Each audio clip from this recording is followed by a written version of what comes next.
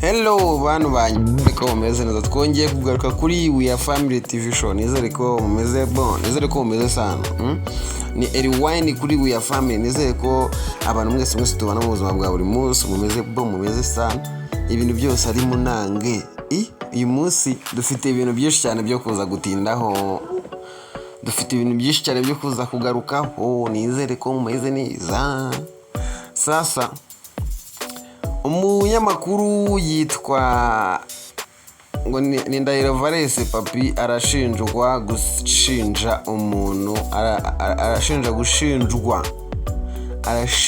gushinja umuntu w'umuyobozi kuba yarariye ruswa y'ibihumbi 11.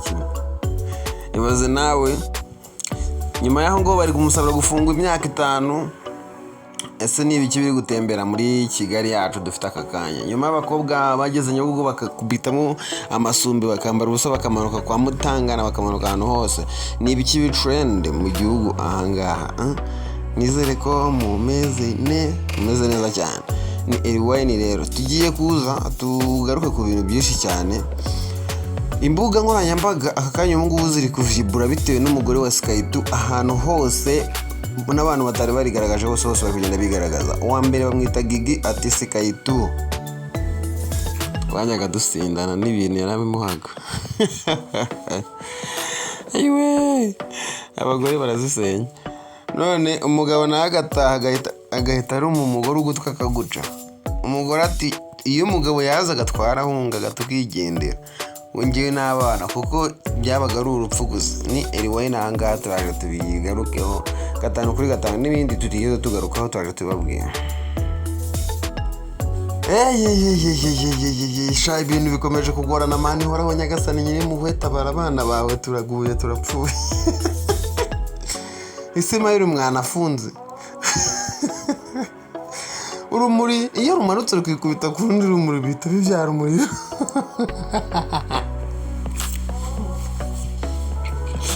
no kuvuga ngo ari ibintu byinshi cyane twabaza tuganiraho hano ariko bisekeje biteye no kuvuga ngo umunyamakuru twigarukire ku bintu byacu umunyamakuru akaba n'umunyamakuru arashinja umuntu kurya ruswa bikaranza kurangira ahubwo icyo cyaha kitamama ahubwo uwashinjije ari we muntu batangiye gutera mu bintu imijugujugu umunyamakuru yitwa Ngabiro niba agani Ngabiro Valens Papi numbaza ikizina bamwita Papi ubwo bifata uko bishaka bavuga izina okay zikoresha ikinyarwanda cyuzuye umva okay arashinja umuyobozi runaka kuba yarariye ruswa y'ibihumbi 11 umuyobozi akaza kwiregura avuga yuko uwo muntu bahubwo banamufunga imyaka 5 agatanga n'ihazabu ya miliyoni 1 n'ibihumbi 112 byuko yabeshyewe yuko yandagajwe ku gasozi uwo Papi aherutse gutangaza inkuru yuko umuyobozi runaka ntashaka kumeshoninga izina rye kuko ntabwo amashaka kwivanga mu bintu bya politiki uwo muyobozi yafashe ruswa y'ibihumbi 11 akaba yarabyakiriye kugira ngo akemurire umuturage ikibazo ibyo ngibyo rero Papi akaba yarabishingiyeho amutangaza ko yariye ruswa aka kanya ubu ngubu Papi ari mu mazi abira dore ko byagezaho bavuga yuko agomba gufungwa imyaka 5 yaranamanuwe nyuma za gukurwayo arongera amanurwa agomba gufunga imyaka 5 agatanga na miliyoni 1 n'ibihumbi 112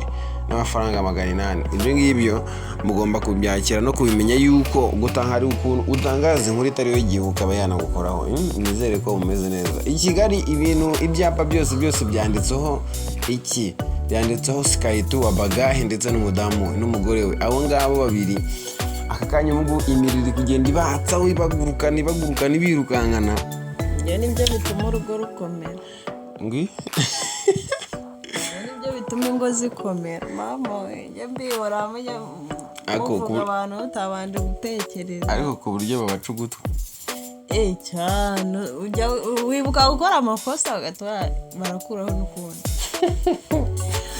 aya njye ntabwo nabigira abadamu n'abagabo babo kuko ni ibintu abanyamategeko y'igihugu tugenderamo. Ni ukuvuga ngo biravuga ko Skyto yajyaga ajya mu kabari yava mu kabari yaribyuse yarimenetse yaza yasanga ari nk'igikombe kitogeje bikaba intambara bagahita batangira kurwana, dore ko Skyto yahuye n'umugore wa 2015. Iyi nicyo bapfaga. Wisaga mwana nicyo bapfaga ntabwo waje durumu. Oya buriya yani imigeri yanazamo urumva mu gihe runaka bikenewe. Urumva ni ukuvuga ngo bahuye za 2015 ariko nyine baza kubana za 2019 mwaho ngaho babyaranye umwana w'umuhungu niba atari umukobwa sinibuka igitsina icyo ari cyo. Ariko aho bigeze aka kanya ubu ngubu urugo rwabo ntirucyubatswe. Skyto aka kanya barafunze, umugore ari kwiryohereza muri Kigali, ubuzima buraryoshye. Ikigaragara ni uko nubwo Skyto yatahaga akubita umugore we ariko bigaragara yuko umugore ari uri mu makosa. Sasa ku rundi ruhande imihanda yanyereye yaguye yagiye, isereri ikomeje kuba isereri. Mva nkubwira izi filime ugireba njyanyireba kuri televiziyo yitwa isereri yabaye isereri. Filime iri gukora trend, iri gukora ibintu bitabaho mu gihugu cy'u Rwanda yitwa isereri, ariko bidakwiye ko hari n'izindi filime nyinshi cyane ziba ziri gutrend. Agahinda k'imfubyi yarashaje agahinda k'imfubyi mbona yarashaje yaragiye ngiye ndayikunda ntari igihe ntazayireba. Iyo ngiyo wapi kabisa. Kiro cy'inyama kiri kugura 10,000 imvange. Tugeze aho teze niko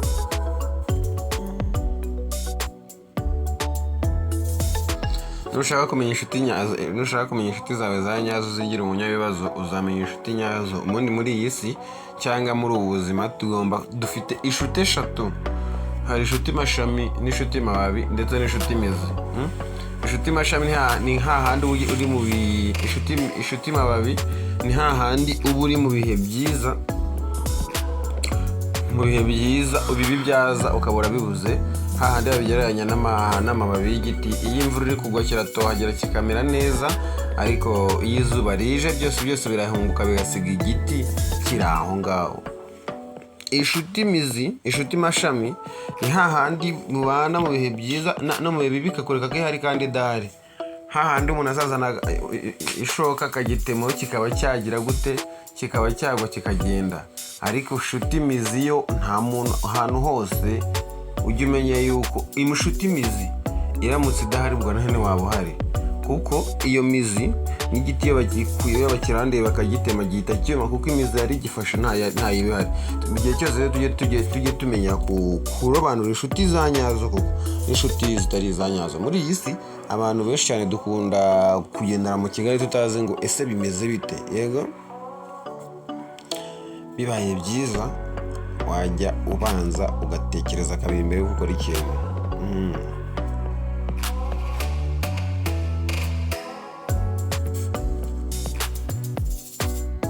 Nuhemukira umuntu uhubutse uzamenye ko isi izakwishyura yitonze gake gake uzi ukankubita urushyi kazakugurita imyaka nk'itanu. Ibyo ngibyo nabyo ugomba kuzajya byakira. Ni Eriwaye nanga rero kuri We Are Family TV show, nizere ko mumeze neza. Ariko impamvu yitwa Your Family njye maze kwibaza impamvu nayise Your Family kandi nkoraho ndi umuntu we kandi twakabaye turi 2 cyangwa 3, ariko njye ntabwo nagaruka kubitendaho. Ndabemera cyane abantu twatangiranye tukaba tunasozanyeje. God bless you, ndabakunda cyane. Ntabwo umwana wacu aravuka niyo mpamvu ndakivuga.